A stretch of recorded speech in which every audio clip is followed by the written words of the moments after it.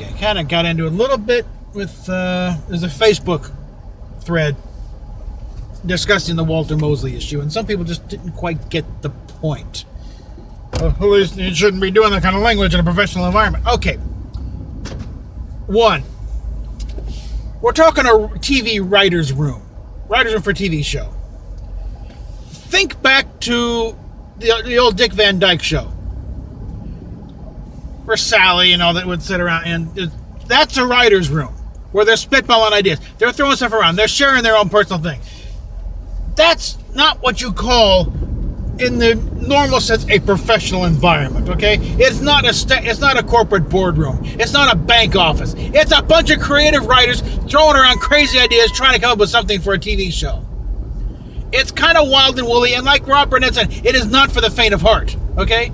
A lot of crazy crap gets thrown around in there, okay? Sometimes a lot of personal stuff, too, especially in a show like Star Trek, where you're trying to find something that really kind of gets you, you know? You want to do something meaningful. So let's focus in here. Walter Mosley. He's in there, and he's sharing a personal anecdote. His encounter with an LA cop. I don't know how many years ago it was, but it was an LA cop talking about, we all pull over all the in the Irish neighborhood, and I'm going to paraphrase. Let's just paraphrase here, but take the terms out, and I'm going to be equal up to him taking Patty out too. They said pull over all the blacks in the Irish neighborhoods and the Irish in the black neighborhoods, because either way they're not there. They're up to no good either way. So,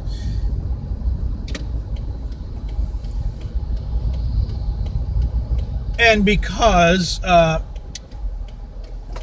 somebody apparently, I don't know, I guess, raised in this new environment of, you're not supposed to say that word. It's, ratted him out to HR, the human resources. On several levels, this whole thing just stinks to high heaven, because one, you don't do that. It's one thing if they're, like with Harberts and with the two idiots where you're actually being abusive, you're going across the table and trying to strangle somebody. That's one thing. But if you're just talking, not threatening anybody, just relating, stories. No, you have just you violated the trust of the writer's room. Because in a creative point, that is like the confessional, okay? You don't relate what's going on in there, okay? It's unless they're violating the crime, like he's threatening violence or he's talking about a crime. Nothing of the sort. He was talking. It's a personal anecdote of a cop saying, "This is what we do," and using terms that again, people shouldn't be using. But Walter Mosley is half black and half Jewish. I think if anybody's entitled to use the terms, to be him. That's what that's what we've been told all along. You can't say that word. Only we can say that word. Okay, fine. Now even they can't see the word. So freaking make up your minds, guys.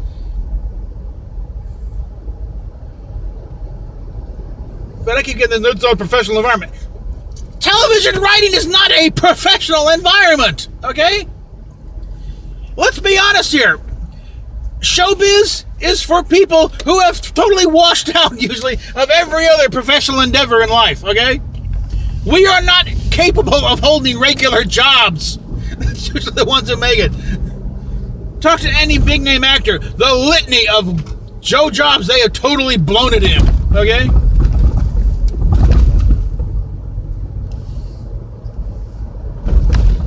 And for whatever reason, that's another topic, another day, but generally, we're not talking corporate lawyer types, okay? We're not professionals, okay?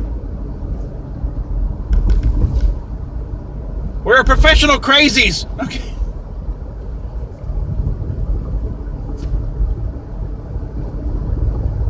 The whole object is to basically be paid to tell stories and tell lies and make stuff up. So don't give me this, that's a professional environment. Bullshit, it's a professional environment. It's a creative environment. And when you start stifling words and thoughts, you are stifling creativity. So it's a violation on that front too. And that alone is kind of a betrayal of the whole thing of Star Trek too. You want to, free thinkers is the usual term. I like to,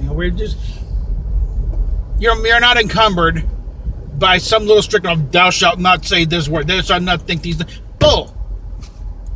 You're trying to come up with a story that, speaks to these issues. You got to go there, okay? You got to use certain words to get there in a short amount of time. And the other level is the fact that Mosley was not called by Alex Kurtzman or Michelle Paradise, the so-called showrunners of the show. He was called by Human Resources directly. That's not supposed to happen. There's a chain of command here, okay? Human Resources, someone called Human Resources. Human Resources is supposed to call the producer, say, what kind of showrunner what's going on here? And it filters on down the line. That didn't happen here. Mosley got called by Human Resources directly. And his job was threatened directly by Human Resources. And it's like, where the hell are the producers in this? Who's stepping up to try and protect their writing staff? And then that's where, Rob going, what kind of circus are they running over there? So yeah, in that case, I don't blame Moses. Forget it, I'm out. Not even calling in. So, well, where is Moses? They can't be bothered to intervene when one of their writers is being threatened by Human Resources?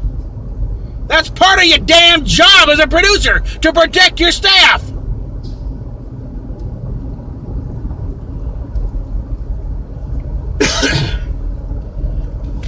So yeah, by all rights, and industry-wise, this show should be dead on arrival, because you have producers that will not stick up for their writers.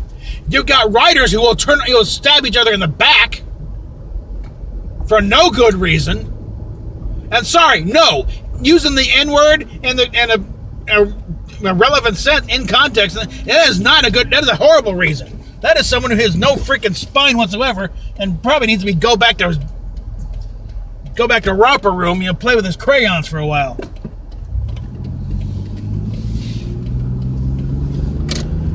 Because if you're disturbed by words, a writer is the last job you should be working on. You should, every word in the dictionary and a few not in the dictionary should be your tools, okay?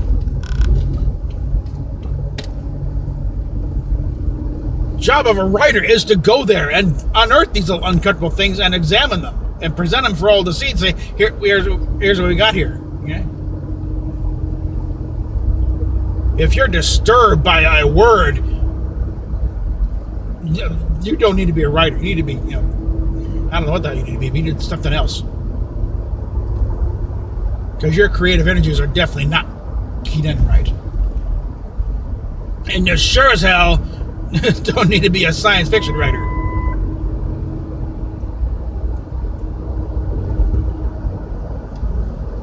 Because I don't know what the hell they were thinking when they put this app together, but it's like, ugh. And you wonder why the scripts are so dumbed down and idiotic, and they're afraid to go there. Star Trek of all shows, that show was designed to go there, no matter where there was. That show was crafted back when Standards and Practices was a real thing, where they would come in and they would censor shows. They'd say, no, you can't do that. They'd flat out say, no. We have a program rated M for mature, which means the blocks are off. You can do any damn thing you want. You can drop as many F-bombs, show full frontal nudity, whatever the hell you want, you can do it. And they're cowering. They're afraid of their own damn shadows in that writer's room.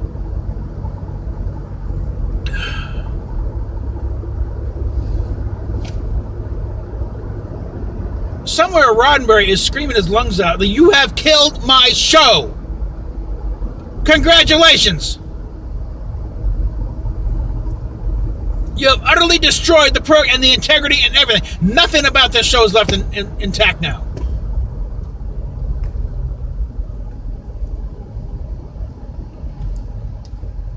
Because one of the hallmarks of those was, internal consistency, and they'll toss that out the window. Appealing characters. Not every one of them's a bastard, okay? Except the ones you brought in from actual story, Pike and Spock. And even Spock got raped over the whole story-wise. They were working on Pike being a religious fanatic, but they got that, dragged back in reshoots. Number one wasn't around long enough to get, molested too badly. But, but every one of those characters is either a total jackass, amoral dweeb, or a non-entity, Detmer has promised, but we don't know anything about her aside from the fact that she was on the Shinzo. She's got a thing over her eye. She seems pleasant enough. But the science is beyond laughable. Like I said, they're making Lost in Space look like Cosmos.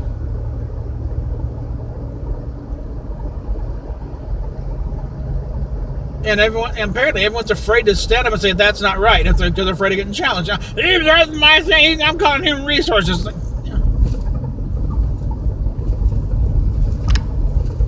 Good God.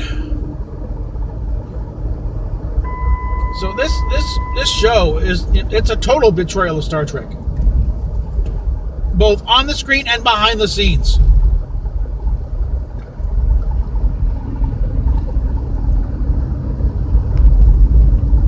So yeah, and again, also something that Midnight's just point, but if Picard is a success, even a moderate success,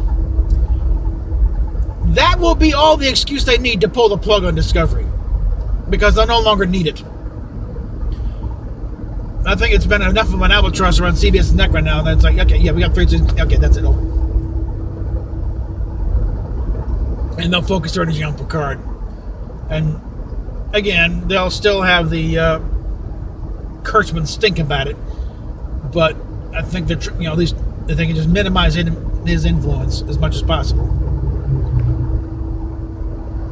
Because I think the fact that you had all these, for lack of a better term, canon elements coming in, where you had the actual comm badge from the movie era, and you had 709 and Data.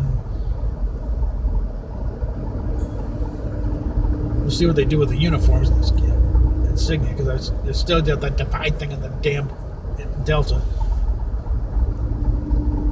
Don't be surprised if that magically disappears. In which case, all the stuff they got so far with that design be a collector's item, because they pulled that.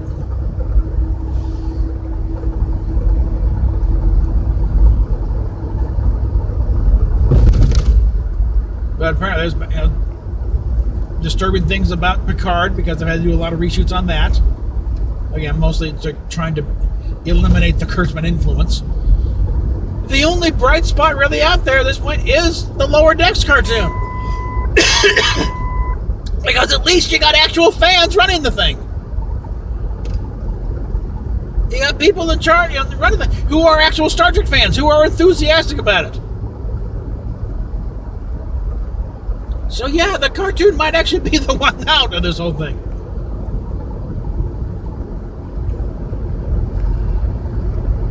But everything from the JJ films onward now it has to be an asterisk next to it.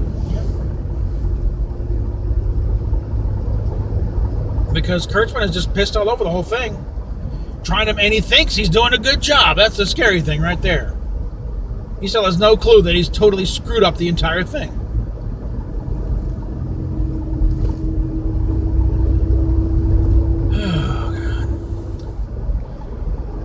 That should be it for now, I think. We'll if I come up with something later, but yeah, hallelujah to mark Star Trek's 53rd anniversary. I found out that the writers' room is a total snake pit. Because we're like, what do you think? No. Yeah, it is kind of like Fight Club. Okay, what goes on in the writers' room stays in the writers' room unless it winds up in a script. Okay, you don't go ratting people out for it. Especially when he didn't do anything.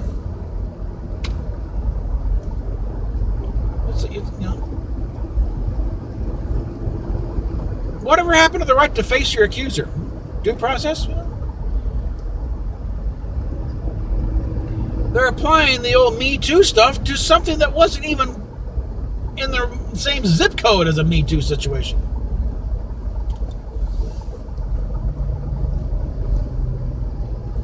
So,